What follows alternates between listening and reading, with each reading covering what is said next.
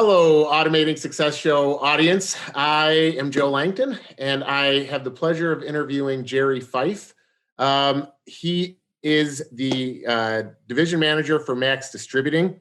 I've got to have some full disclosure here. He is someone I work with already for the Ambrosio robots, so I enjoy doing podcasts right out of the gate with people that I already have a relationship with. Jerry, this should be an easy podcast for us because we talk constantly anyway. So instead of me explaining who Jerry is, I'm going to allow Jerry to kind of give us a quick background on who he is, what he does, and the things he distributes in the United States right now. Hey, thanks, Joe. I appreciate this opportunity, and it is great to talk to you. You're amazing what you know and how your vision for this industry. My name is Jerry Fife, as Joe said. I work for a company called Max Distributing. Who's Max Distributing? Actually, Max Distributing is a division of BCS America.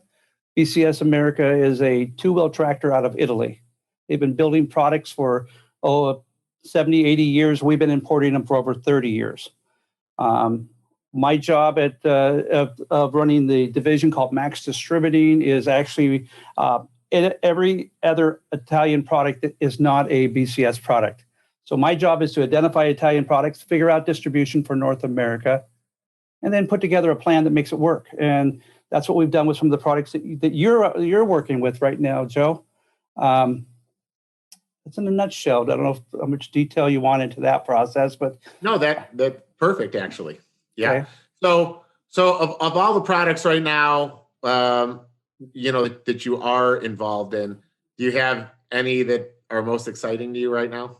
Well, right now what we did was we brought in two different products out of Italy, and those are the two core products that we're making part of the Max Distribution Group's offerings. Side note, Max Distributing was named after the CEO's dog that passed away. That's how we came up with Max Distributing. So, what kind of dog was Max then? Black Lab. Yeah, still got a picture in his office of the dog, and when we were trying to figure out what to call the division, I had a lot of other names. He's the CEO, so he came up with Max Distributing. And I love it actually. Yeah. That's awesome. But what my goal is we're going to be continually adding to this line of Italian high quality products. But right now, the two that really excite me are the two that are core products. One being our Barbieri is a manufacturer, Barbieri track hillside slope mower, remote control. You've seen it. You've had a chance to operate it. I love it. I love it. We just brought out the flail version, and we had it down in California, and everybody's just blown away by it because the flail is just such an aggressive machine. We have a lot of ground abatement down there that needs to happen, and we're excited about it's a remote control, so it's a safety issue with that product. And, we did some training this last week with it here in Oregon, and it was fun just to get out there and have everybody a chance to use the equipment and see what it can do. So that's a product that's a lot of fun, but mostly dear and near to me is the one that I have my background there, which is my personal Ambrosio robotic mower. I've been involved with robots for a long time. I used to work for the other company that has the big H after their name, and I actually had a robotic mower in my yard over 20 years ago. Really? And it was, yeah, I did. So one of the ugly green ones. The ugly green ones. And, it was still a very big learning curve at that time. There were still some issues. It had some issues sometimes, but it became part of the family, just like my robot is now. My mother-in-law, one time it was the one was broken down, and my mother-in-law sent it a get well card because it was broken down, because it was part of the family. So, no. Jerry, I just had a conversation with somebody the other day about how, actually it was my last podcast guest. She's the CEO of Turtle, and she talked about she was also the inventor of Roomba, and people literally get emotionally involved with their robot. Oh, yeah. And a lot of times they don't even want their robot replaced. They actually want it repaired because they want to know that their robot that they took out of the box was the robot that's back in the yard. That's what I found. I don't know if you agree with that. Well, my wife thought I was working our robot too hard because it was going out for about 6 hours at a time to mow my lawn. Because I'm mowing a little more than half an acre with my robot.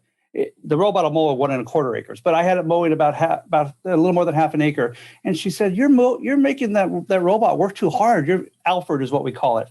It's the big A on front, Alfred, the butler. So she said, you're making Alfred work hard. I said, no, it's a robot. That's what it likes to do. And so, but it is part of the family. And we talk to it all the time. We watch it work. Nothing better than sitting there with your drink, watching it do all the hard work. Yeah. Well, and for the people that are not watching this on YouTube that can't see what the robot looks like, it's the thing about Ambrosio is they're, how can I put it? I always say they're like the Lamborghini or Ferrari of automowers.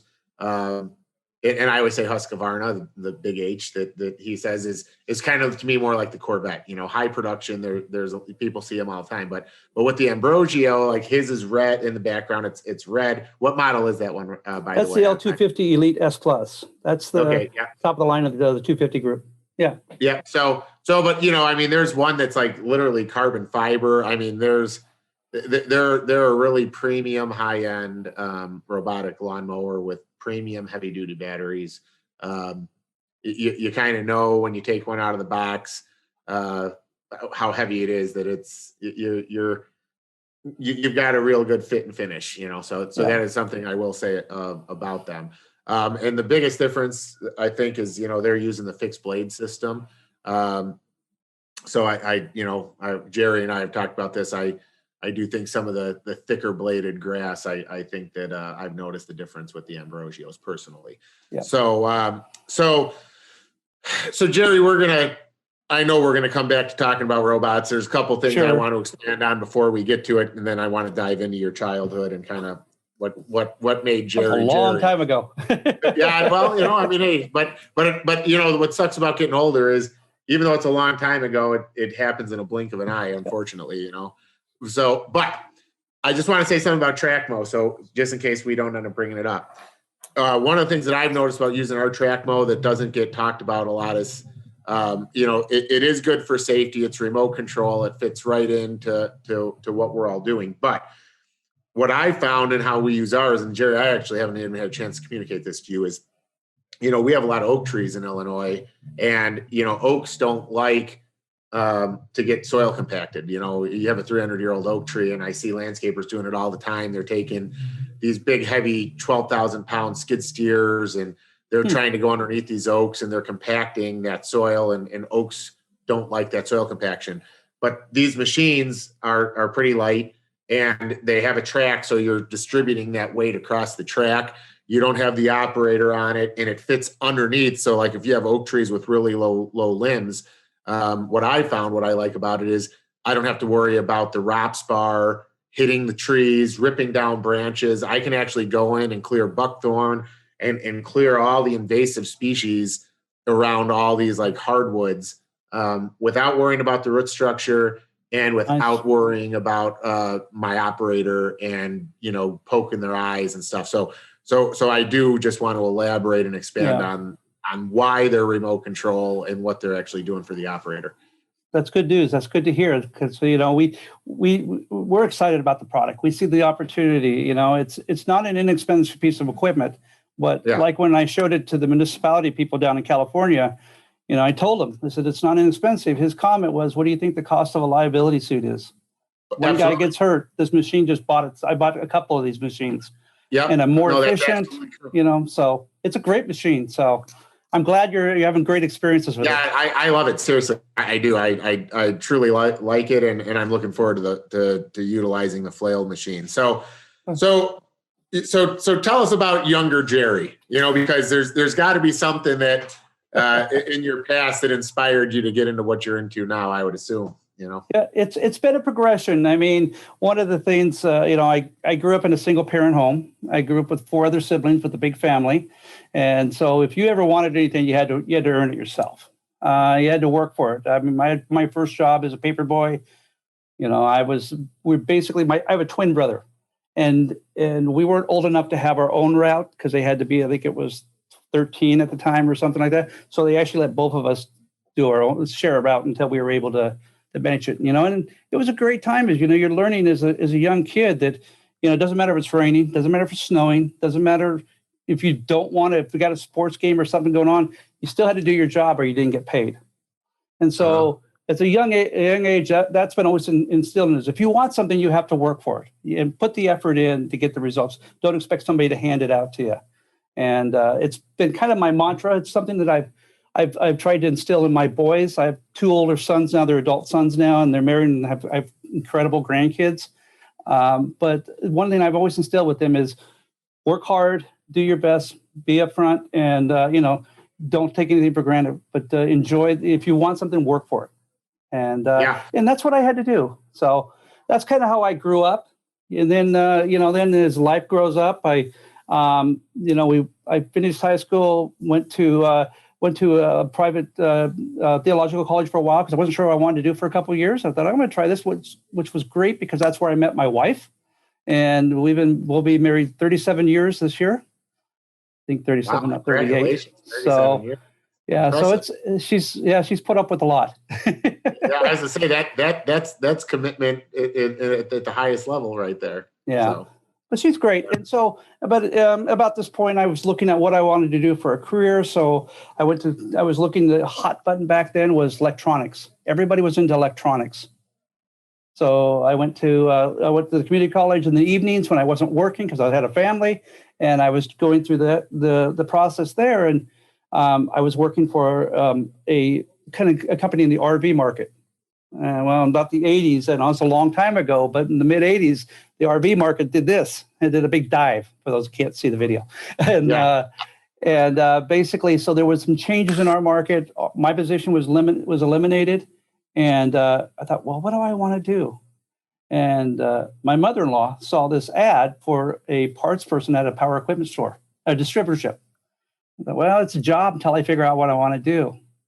And I went there, and I was there for about a year and a half. And the sales manager came up to me and said, "You're not in the right spot. You need to be a salesperson, just watching you how you interact." And that's where I started finding out what I really like to do. We've talked about today about, getting together and seeing each other. And that's what I get excited about is face-to-face. And that's what's been very hard about this year is I spent an entire year without traveling. I've never done that in 30 plus years in sales, where I've had a whole year without traveling. And as much as my wife loves me, she does wonder when I'm going to get back on the road. So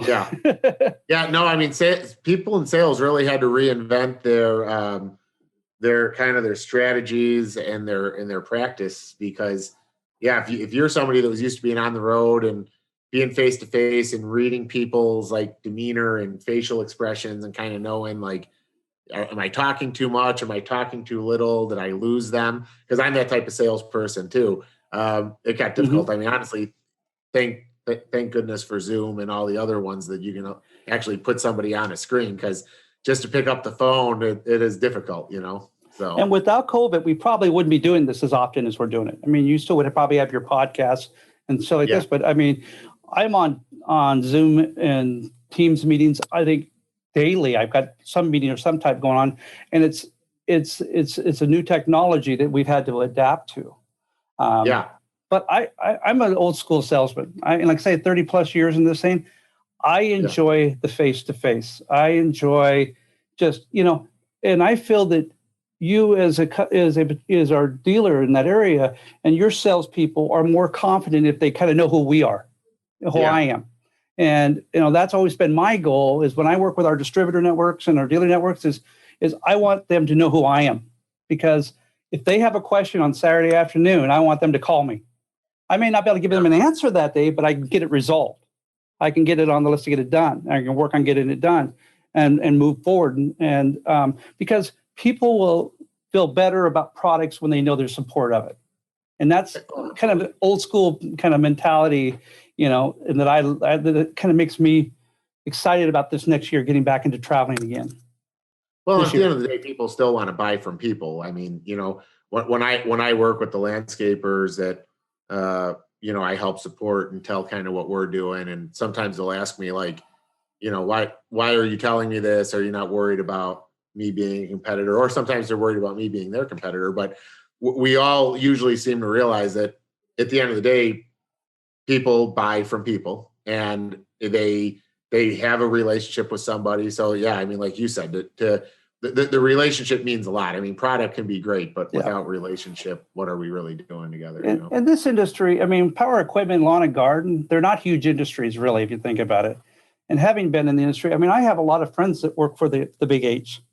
I think they do a great job. If you've ever been in one of my trainings, the first thing I tell everybody about when I'm talking about our robotic mowers is you got to give them credit. They've invested a lot of money in marketing that I could never invest, and they've educated people on the concept. So I don't have any problem with competitors. I don't have any problem because we're all in this together, and there's a big enough market.